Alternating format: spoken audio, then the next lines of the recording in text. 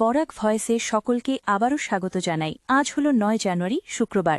আজকের সকালের বিশেষ বিশেষ খবরগুলি হল পাঁচগ্রামে ভয়াবহ অগ্নিকাণ্ডে পুড়ে ছাই দুটি বসতবাড়ি।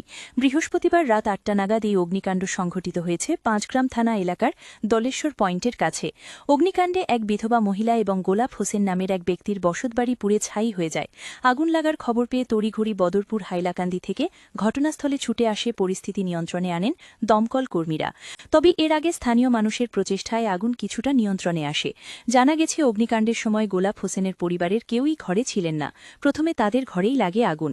সন্ধ্যার পর হঠাৎ তারা খবর পেয়ে ছুটে আসেন। এসে দেখতে পান দাউ দাউ করে জ্বলছে তাদের ঘর। অগ্নিকাণ্ডে উভয় পরিবারের অনেক ক্ষয়ক্ষতি হয়েছে। প্রয়োজনীয় অনেক নথিপত্র পুড়ে ছাই হয়ে যায়। এদিকে ঘুমন্ত ৩.৫ বছরের শিশু রেখে উদাও গৃহবধূ, পুলিশ ও মহিলা সমিতির দ্বারস্থ স্বামী। ৩.৫ বছর বয়সী শিশুকন্যাকে ফেলে রেখে গভীর রাতে ননদের স্বামীর সঙ্গে পালিয়ে যাওয়ার অভিযোগ ওঠে এক গৃহবধূর বিরুদ্ধে। ঘটনাটি দলাই থানার অন্তর্গত ক্লেবার হাউস গ্রাম পঞ্চায়েতের শালগঙ্গার পর গ্রামের। বছরের শেষ দিনে অর্থাৎ গত ৩১শে ডিসেম্বর রাতে ঘর থেকে উদাও হয়ে যান গৃহবধূ। অভিযোগকারী স্বামী রাহুল নাথ জানান, ওই রাতে প্রায় ২টো নাগাদ তার ৩.৫ বছরের শিশুকন্যার কান্নায় ঘুম ভেঙে তার চোখ খোলে। দেখেন স্ত্রী বিছানায় নেই। প্রথমে বিষয়টিকে স্বাভাবিকভাবে ঘরের বাইরে খোঁজ নিতে গিয়ে চরম বিস্ময়ের মুখে পড়েন তিনি। রাহুলের দাবি, বাড়ির বাইরে বেরিয়ে দেখতে পান ছোট বোনের স্বামী বিনয় নাথের গাড়ি। সন্দেহ হয় তিনি গাড়ির পিছু নেন। তবে রাতের অন্ধকারের সুযোগ নিয়ে গাড়িটি দ্রুত সরে যায়। ফিরে এসে তিনি শিশুকন্যাকে সান্ত্বনা দেওয়ার চেষ্টা করেন এবং পরিবারের অন্য সদস্যদের ডেকে তোলেন। এরপর শুরু হয় গৃহবধূর খোঁজ, কিন্তু গৃহবধূর মোবাইল ফোনও বন্ধ। আত্মীয় স্বজন ও পরিচিত মহলে বহু খোঁজাখুঁজি করে মেলেনি কোনো সন্ধান। শেষ পর্যন্ত সমাজকল্যাণ মহিলা সমিতির দ্বারস্থ হন রাহুল নাথ। সমিতির সদস্যদের সঙ্গে নিয়ে বৃহস্পতিবার তিনি দলাই থানায় যান। স্ত্রী পালিয়ে যাওয়ার অভিযোগ জানিয়ে একটি এফআইআর দায়ের করেন। হাইলাকান্দিতে যুবকের প্রতারণার শিকার কাছাড়ের যুবতীর রহস্য মৃত্যু। থানায় মামলা মায়ের।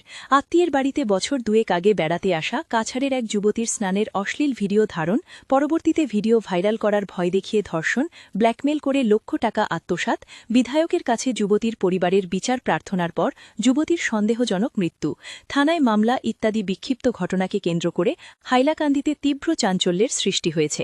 কাছাড়ের বাগাবাজর রাজনগর গ্রামের বাসিন্দা নিহত যুবতীর মা ময়না বেগমের লিখিত এজাহারের ভিত্তিতে হাইলাকান্দি সদর পুলিশ তদন্তে নামলেও গ্রেপ্তারের খবর নেই। হাইলাকান্দির কুচিলা বাজারের আবুল হোসেন চৌধুরীকে অভিযুক্ত করে মা ময়না বেগম হাইলাকান্দি সদর থানায় এজাহার জমা দিয়েছেন। তিনি তার মেয়ের মৃত্যুর জন্য আবুল হোসেন চৌধুরীকে অভিযুক্ত করে বলেন, আবুলের প্রতারণা, ব্ল্যাকমেল ও দীর্ঘদিনের মানসিক ও শারীরিক নির্যাতনের শিকার হয়ে তার মেয়ের মৃত্যু হয়েছে। ময়না বেগমে লিখিত অভিযোগের ভিত্তিতে পুলিশ তদন্ত শুরু করেছে। আজকের বরাক উপত্যকার ৩ জেলার আবহাওয়ার খবর। আজ বরাক উপত্যকার ৩ জেলার আকাশ একটু মেঘলা থাকার পূর্বাভাস। শিলচর কাছাড়ে আজ সর্বোচ্চ তাপমাত্রা থাকবে ২১ ডিগ্রি সেলসিয়াস এবং সর্বনিম্ন তাপমাত্রা থাকবে ১২ ডিগ্রি সেলসিয়াস। শ্রীভূমি তথা করিমগঞ্জ জেলায় আজ সর্বোচ্চ তাপমাত্রা থাকবে ২১ ডিগ্রি সেলসিয়াস এবং সর্বনিম্ন তাপমাত্রা থাকবে ১১ ডিগ্রি সেলসিয়াস। হাইলাকান্দি জেলায় আজ সর্বোচ্চ তাপমাত্রা থাকবে ২২ ডিগ্রি সেলসিয়াস এবং সর্বনিম্ন তাপমাত্রা থাকবে ১১ ডিগ্রি সেলসিয়াস। এবার শেষ খবরটি। স্ত্রী যে উপার্জন করেন তার প্রমাণ দেখাতে হবে। কর্পস মামলায় রায় আদালতের। স্ত্রী নিজেই নিজের ভরণ পোষণ করে নিতে পারবেন, কারণ তিনি উপার্জনে সক্ষম বা উপার্জন করেন, এমনটা অনুমান করে নেওয়া যাবে না। কর্পসের অঙ্ক ঠিক হওয়ার সময় এই সংক্রান্ত তথ্যের যথোযুক্ত প্রমাণ পেশ করতে হবে, স্পষ্টভাবে একথা জানিয়ে দিল দিল্লি হাইকোর্ট। এই ছিল আজকের সকালের বিশেষ বিশেষ খবরগুলি। ভিডিওটি অবশ্যই লাইক করে শেয়ার করে দেবেন।